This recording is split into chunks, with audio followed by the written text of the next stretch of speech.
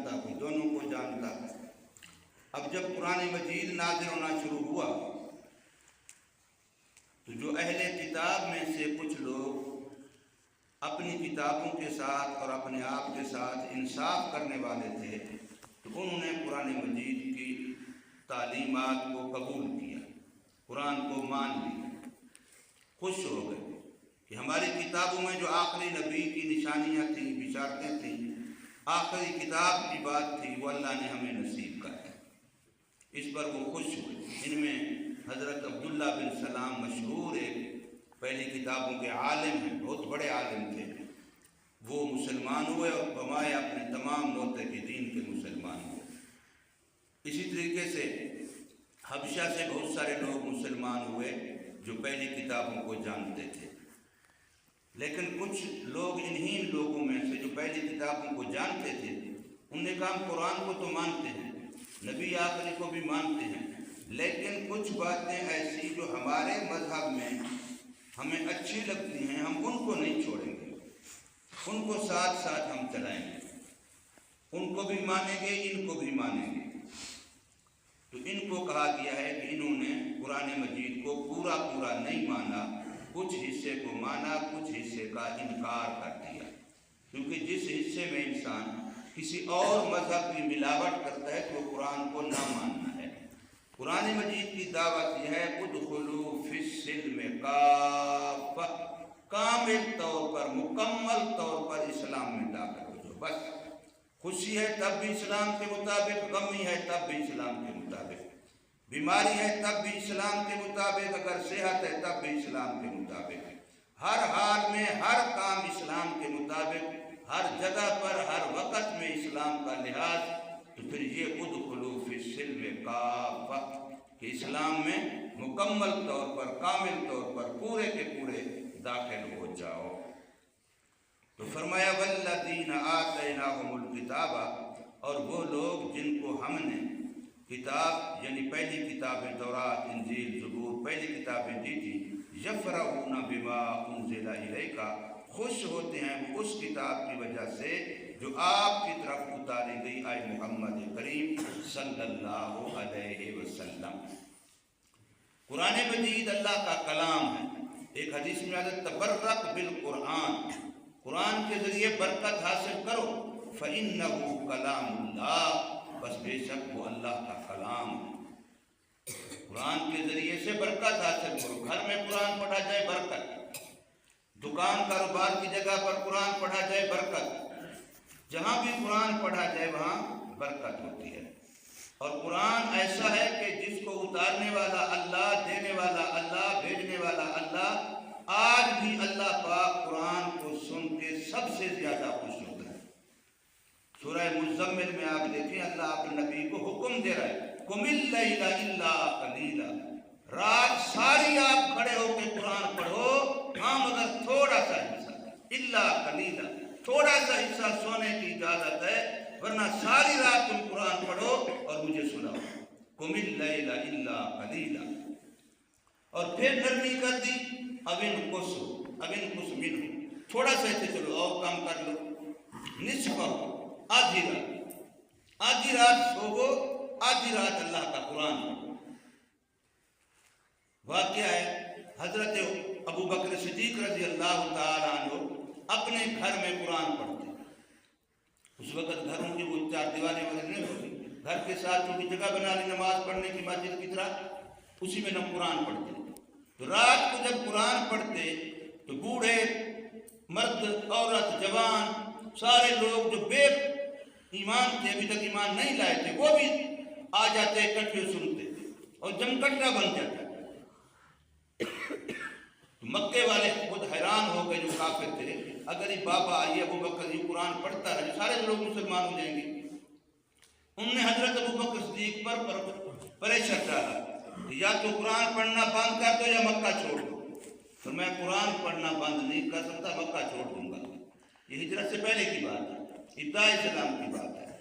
جب زیادہ تنگ کیا تو بستر بوری اٹھا کے چل پڑے، مکہ چھوڑ دیتا ہوں، گھر چھوڑ دیتا ہوں، لیکن قرآن پڑھنا چھوڑ نہیں سکتا۔ اور مکے سے باہر جا رہے ہیں کہ کسی اور جگہ پر جا کے ڈیرا لگاتا ہوں، آگے مکے کے سرداروں میں سے ایک بندہ تھا، وہ سامنے دیکھا کہ کہاں جا رہے ہو، کیا مسئلہ ہے؟ یہ مسئلہ ہے، وہ رہنے دیتے، کہتے ہیں قرآن نہ پڑھ، اس سے میں جا رہا ہوں، اب کہیں اور جگہ ڈیرا لگاؤں گا۔ اس نے یہ تو ہماری بدنامی ہے، تو ہمارے خاندان کا بندہ، تو ہم مخلوق کو، لوگوں کو کیا منہ دکھائیں گے؟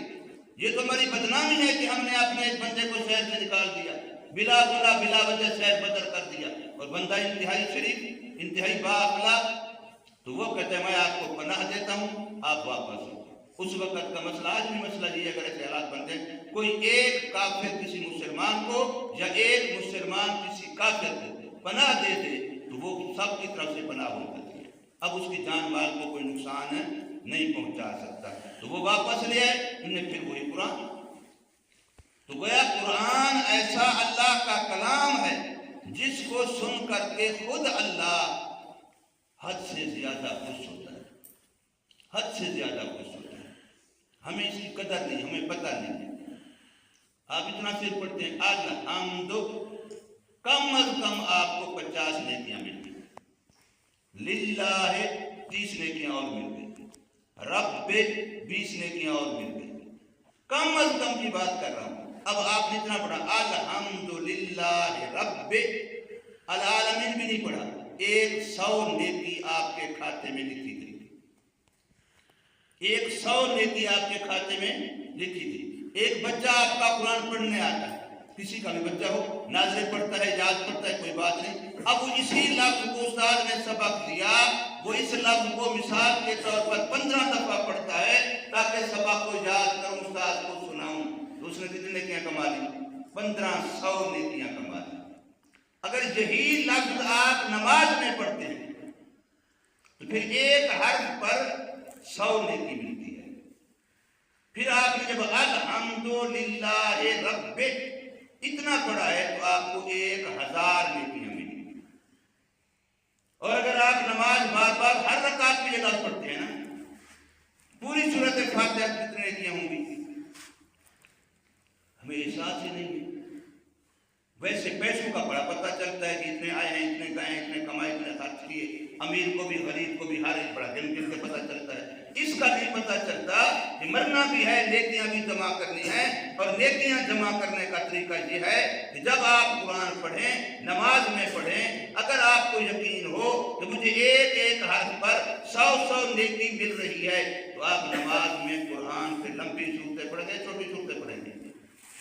پھر تو لمبی پڑھیں گے نا۔ اگر شوق ہو جائے پیسوں کی طرح، اگر نیکی کا شوق بڑھ جائے، پیسے جمع کرنے کی طرح نیکی جمع کرنے کا شوق بڑھ جائے، پیسے میری ضرورت ہے، نیکی میری اس سے بھی بڑی ضرورت ہے، پیسے آپ کی ضرورت ہے، آپ لاکھوں کمائیں، کروڑوں کمائیں، آخر آپ نے مرنا ہے، وہ پیسہ آپ کا، آپ کے کام آپ کو موت سے نہیں بچا سکتا، قبر میں آپ کے کام نہیں آ سکتا، لیکن خدا کا قرآن قبر میں بھی آپ کے کام آئے گا، حشر میں بھی آپ کے کام آئے گا، میدان محشر میں آپ کے کام آئے گا، پل صراط پر آپ کے کام آئے گا، اور جنت میں بھی آپ کے ساتھ ہوگا۔ اس سے بڑھ کر کے کیا؟ اتنا باوفا کلام، اتنا شان والا کلام، عظمت والا کلام اللہ نے ہمیں دیا، اور ہمیں پرواہ ہی نہیں ہے، ہمیں اس کا احساس ہی نہیں ہے کہ کتنی بڑی دولت ہے جو ہمارے گھروں میں موجود ہے قرآن کی شکل میں۔ تو فرمایا کہ وہ اہل کتاب جن کو ہم نے کتاب دی، وہ خوش ہوتے ہیں اس کلام کتاب قرآن کو سن کر کے جو آپ کی طرف اتارا گیا ہے محمد کریم صلی اللہ علیہ وسلم۔ وَمِنَ الْأَحْزَابِ، اور کچھ فرقے، کچھ گروہ، کچھ جماعتیں ایسی ہیں مَن يُنْكِرُ بَعْضَهُ، جو اس قرآن کے کچھ حصے کا انکار کرتے ہیں۔ اب یہ قرآن کہے تو نقل تو کر رہے ہیں ان کی بات، لیکن یہ ہم میں سے ہر ایک پر فٹ رہتے ہیں کہ ہم قرآن کے کتنے حصے کا انکار کرتے ہیں۔ سود والا سود نہیں چھوڑتا، قرآن روک رہا ہے، جھوٹ والا جھوٹ نہیں چھوڑتا، قرآن روک رہا ہے، اور شادی کے موقع پر تو ہم سارے قرآن کا انکار کر دیتے ہیں۔ بیٹے کی شادی ہے، بیٹی کی شادی ہے، اس وقت تو شریعت بالکل ایک طرف رکھ دیتے ہیں، جو برادری کہے، جو اپنا مزاج کہے، جو رواجات کہیں، جو کچھ کہے وہ کرنا ہے ہم نے۔ بے شک مولوی چیختا رہے، چلاتا رہے، بے شک سمجھاتا رہے، لیکن ہم نہیں مانتے۔ تو اس کا مطلب کیا نکلا؟ ہم قرآن کے بعض کا انکار نہیں کر رہے۔ کوئی بیٹی کو وراثت دینے کو تیار نہیں، کوئی بہن کو وراثت دینے کو تیار نہیں، یہ قرآن کا انکار نہیں ہے۔ 5 وقت نماز اذان ہوتی ہے اور ہم ایک وقت کو آنے کو تیار نہیں، تو یہ انکار نہیں ہے؟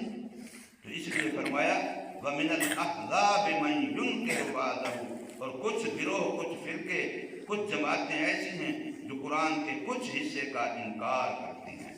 اللہ پاک نے حضور صلی اللہ علیہ وسلم سے حکماً فرمایا، آپ فرما دیجئے، قل، اے محمد کریم صلی اللہ علیہ وسلم آپ فرما دیجئے، انما امرت ان اعبد اللہ، مجھے تو میرے اللہ کا یہ حکم ہے کہ میں اللہ کی عبادت کروں۔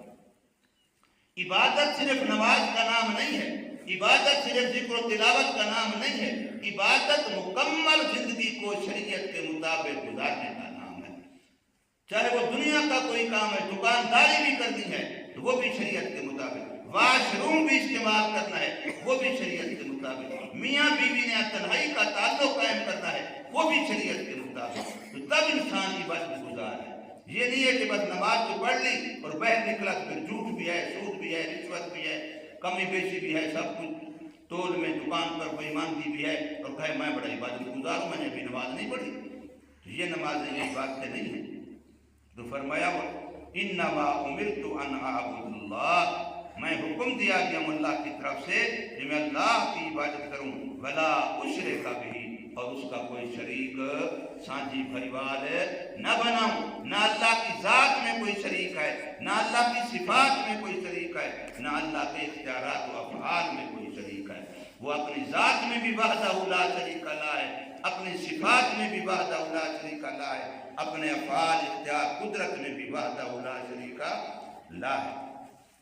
الیہ ادعو، اسی اللہ کی طرف بلاتا ہوں۔ اب نبی کا کام تو اللہ کی طرف دعوت دینا ہے، اور ہمارا جو 24 گھنٹوں میں اگر دیکھیں تو کتنا دیر ہم لوگوں کو یا اپنے آپ کو اللہ کی طرف دعوت دیتے ہیں۔ 24 گھنٹے زبان تو بولتی ہے، یہ تو بولنے کی مشین ہے، چپ نہیں ہے، لیکن بولتی جو ہے تو کیا بولتی ہے؟ سارا دن دنیا بولی، دنیا سنی، دنیا دیکھی، نہ آخرت خدا رسول کی کوئی بات بولی، نہ کوئی سنی، نہ کوئی سوچی، نہ کوئی دیکھی، تو پھر کیا سمجھ آئے گا؟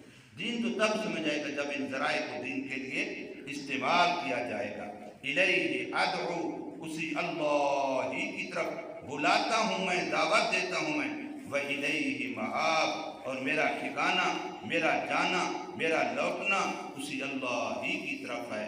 آخر لوٹ کے اسی کے پاس جانا ہے، سب نے اسی کے پاس جانا ہے، کوئی مانے تب بھی، کوئی نہ مانے تب بھی، کوئی خوشی سے جائے تب بھی، کوئی مجبوراً فرشتے کھینچ کے لے جائیں گے تب بھی، جانا اللہ ہی کے پاس ہے۔ اللہ تبارک و تعالی ہمیں سمجھ نصیب فرمائے، عمل کی توفیق۔